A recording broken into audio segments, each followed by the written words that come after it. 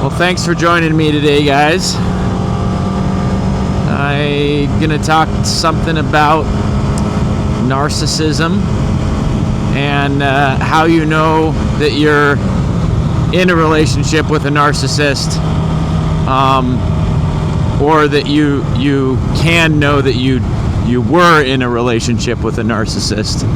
And the first thing about that for me that I learned is that there's three types, there's three stages that you go through, and that's what they say, a bunch of experts and stuff say, which is the love bombing phase, and then the devaluation phase, and then the discard phase.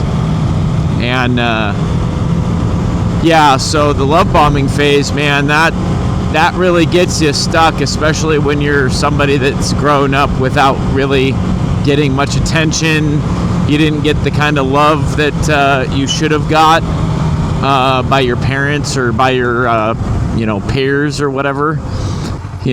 This person comes along and they seem to make it like you are like the best person out there, and of course you want to hear that because you're like, oh well, no one else has said that I'm the best thing ever, and now here comes this person and they're telling you that.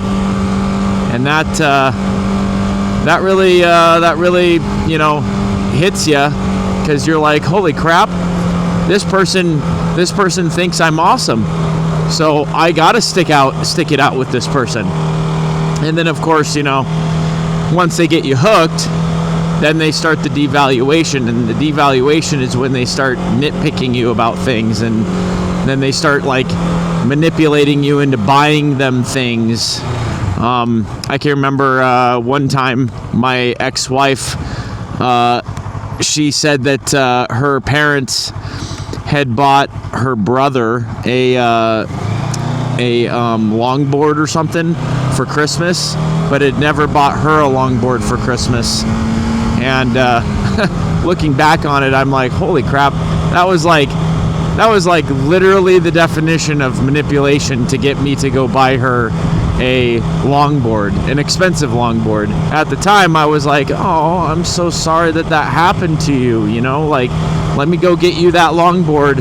Let me help you out where your parents didn't help you out, because my parents didn't really give me much attention either. My parents bought me a whole lot of things, but they didn't ever really give me attention, or anything like that, that I wanted.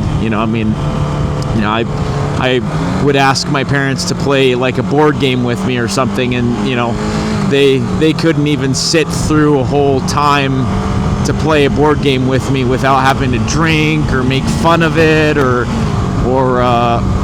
say how stupid it was that they had to play that with me, and which, that's not really something a child needs to hear.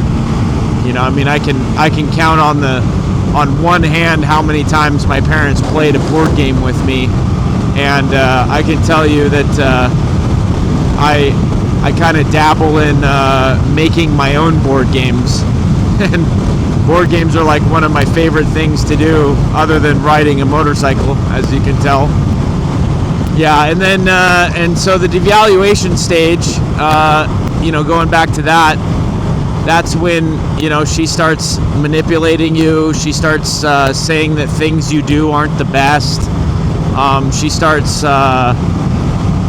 looking through your phone, keeping track of where you're going, and then trying to blame things on you that obviously aren't your fault. For example, keeping track of where your Snapchat location is, and then every time your Snapchat location is like off of where you said you were going to be, then she's like, oh my God, you're cheating on me. And it's like, well, looking back on it, I should have, I'm pretty sure I did take it as a hint that she was cheating on me, because that's one of the first things that a person that's cheating on you does, is they actually will accuse you of cheating, because they're so paranoid, because they're watching everything they do. And since they're watching everything they do, they literally can't understand a normal person's perspective of not cheating, so they're just going to accuse anybody that they're with of cheating. So because of that, you know, she'll start doing all those things, you know, accusing you of cheating, keeping track of your location. You know, I mean, she might do things like tell you that what your stuff that you're doing at home is not right or not correct, and that she has to do it better. I kind of got around that problem because my ex-wife was much younger than me, so I had to teach her how to cook. I had to teach her how to dress and how to do a whole lot of things, man. I mean, otherwise she would have just wore sweatpants and flip-flops and continued cooking ramen as if that's an adult thing, which of course it's not. But if you date somebody that's a little bit older and has more life experience, you'll probably get that too in the devaluation, where they start saying that stuff you're doing is not right. You didn't cook that correctly, or you know, oh, you didn't put it in for long enough in the oven or something like that. Once I think they get married to you, or they find another person that they can jump ship to, I think that's when the discard phase comes in. And once the discard phase comes in, that's, you know, there's two different types of discard. There's the temporary discard, and then there's the permanent discard. And the temporary discard, I think, is probably better off for you, just because it means that she recognizes that you are the best that she can do. So what she's doing is she's just leaving temporarily to go have some fun, and then she constantly is coming back to you because she knows that you have some things that she can't find in somebody else, or somebody else won't put up with that you will.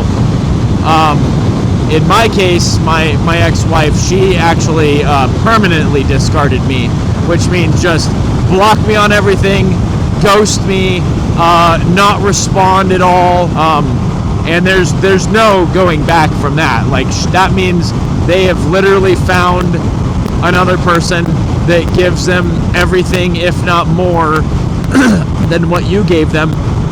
And so then, you know, they're over it, and so they're like, okay, well, I'm gonna move on with that person, and you know, they're just like, oh yeah, I used you, and discard, and now you're gone.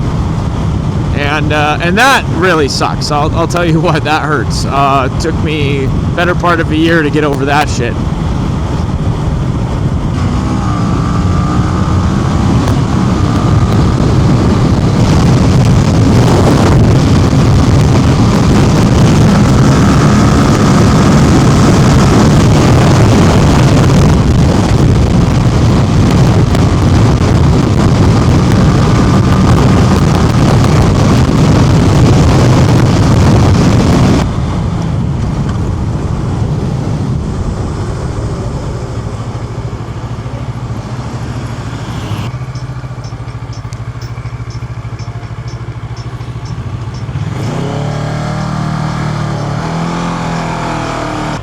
Another thing I wanted to add was a way that you can tell that it's somebody that was a narcissist is that you had like a trauma bond with them. So now, even though it's months or years past the relationship, when you see them out in public, or you see a picture of them or something like that, like you get this serious adrenaline dump, and it's almost like a panic. But it's also kind of like a panic / maybe they would come back, you know, which that right there is a pretty clear sign they were a narcissist for sure.